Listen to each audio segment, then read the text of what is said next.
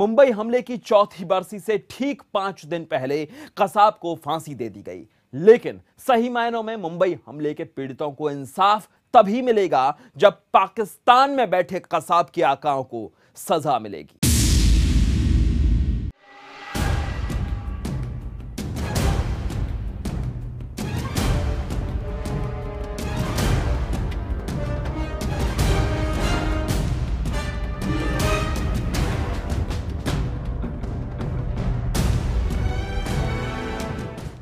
मुंबई हमले के 4 साल पूरे हो गए।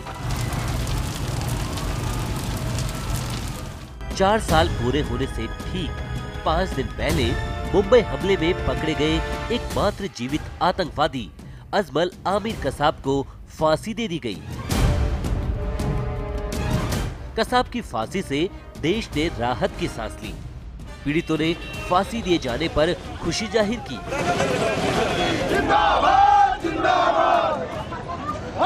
और जमकर जश्न मनाया।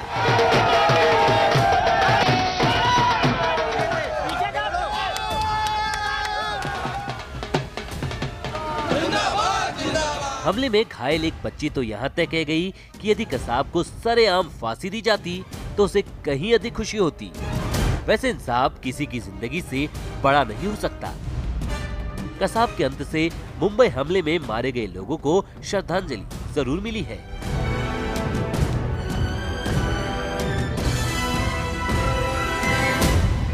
लेकिन सवाल उठता है कि क्या कसाब की फांसी से मुंबई हमलों के पीड़ितों को इंसाफ मिल गया है या फिर इंसाफ अभी भी अधूरा है। सही मायनों में मुंबई हमलों के पीड़ितों को इंसाफ तभी मिलेगा जब पाकिस्तान में बैठे कसाब के आकाओं को सजा मिलेगी। मुंबई हमले की योजना लश्कर-ए-तैयबा ने बनाई थी, जिसे पाकिस्तान की खुफिया एजेंसी ISI से मदद मिली थी। अजमल कसाब ने अपने खिलाफ मुकदमे के दौरान एक बयान में कहा था कि लश्कर-ए-तैयबा के कमांडर जकीउर रहमान लख्वी ने मुंबई हमलों की योजना बनाई थी और उस पर अमल कराया था। वही मुंबई हमले में जमात उद दावा के मुखिया हाफिज सईद का भी हाथ माना जाता है। इस हमले में मारे गए लोगों के परिजन और इससे प्रभावित हुए लोगों को इस बात का संतोष है कि कसाब को फांसी दे जाने से उनके साथ न्याय हुआ है।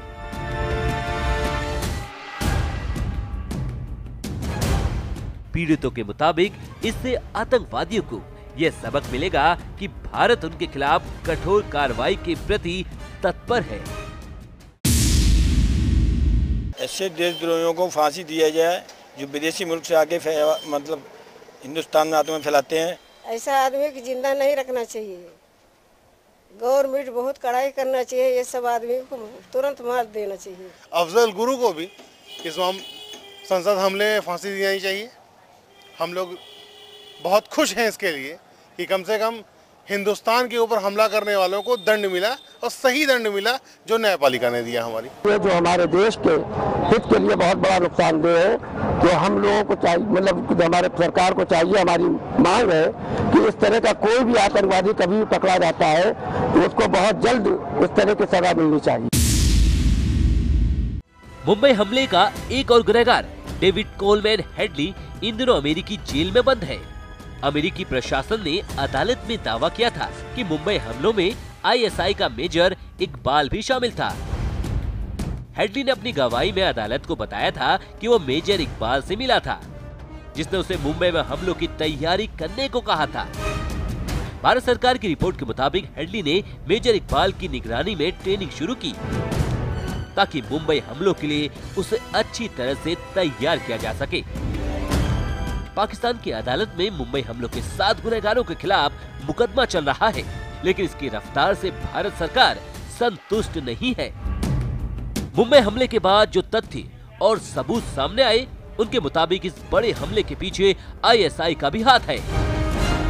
लेकिन पाकिस्तानी सरकार इस आरोप को लगातार बेबुनियाद बताती रही है। मुंबई हमलों में मरने वाले परिजनों के मुताबिक कसाब और उसके साथी केवल प्यादे थे।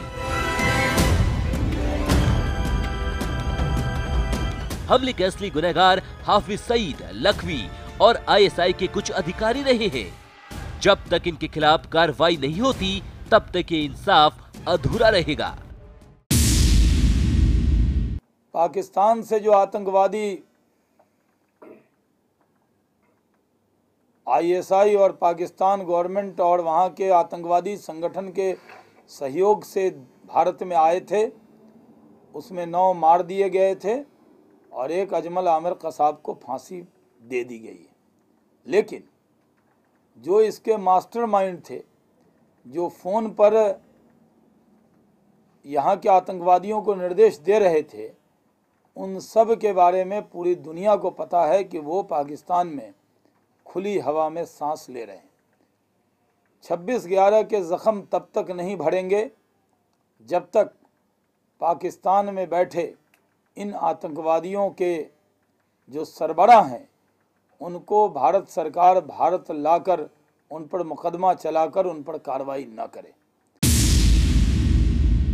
आतंकी कसाब की फांसी से सिर्फ उन बेगुनाह लोगों को भी इंसाफ नहीं मिला जो इस हमले के पीड़ित रहे हैं, बल्कि कसाब के अंत से पूरे देश को न्याय मिला है। इंसाफ के महत्व को कम करके आंकना जायज नहीं होगा,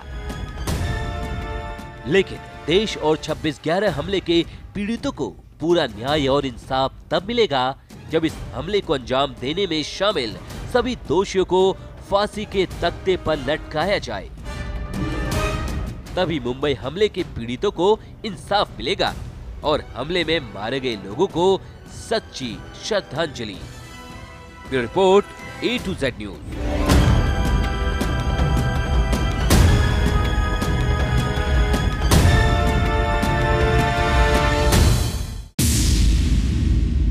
मुंबई हमले के 4 साल बाद भी देश के लिए आतंक की चुनौतियां कम नहीं हुई हैं। कसाब की फांसी और हमले के 4 साल बाद आतंक की चुनौतियों पर बातचीत की हमारे संवाददाता संजय दीक्षित ने जाने माने रक्षा विशेषज्ञ भरत वर्मा से। हम वहीं खड़े हैं जहां 4 साल पहले खड़े थे। उसका एक कारण है। कारण ये है कि जो हमारे सिक्योरिटी अरेंजमेंट्स हैं, सिक्योरिटी मैनेजर्स हैं, जो बाबूज हैं ब्यूरोक्रेसी में, वो सब कॉलोनियल या ब्रिटिश राज में खड़े हुए हैं। मानसिकता में वो वहीं लाल बत्ती के पीछे छुप के अपनी Z+ सिक्योरिटी करके और जनता को असुरक्षित छोड़ के वहीं के वहीं खड़े हैं। अगर पाकिस्तान आर्मी ने पाकिस्तान को तहस नहस कर दिया अपनी करतूतों के कारण, हिंदुस्तान में बाबूगिरी ने और बाबुओं ने इस देश को बर्बाद कर दिया। इस केस में क्योंकि कोई गुंजाइश नहीं थी सुप्रीम कोर्ट की तरफ से, तो उस सब को कैलकुलेट पॉलिटिकल फायदे के लिए करते हुए उन्होंने एक कदम लिया और कसाब को हैंग कर दिया। वो एक पहलू है।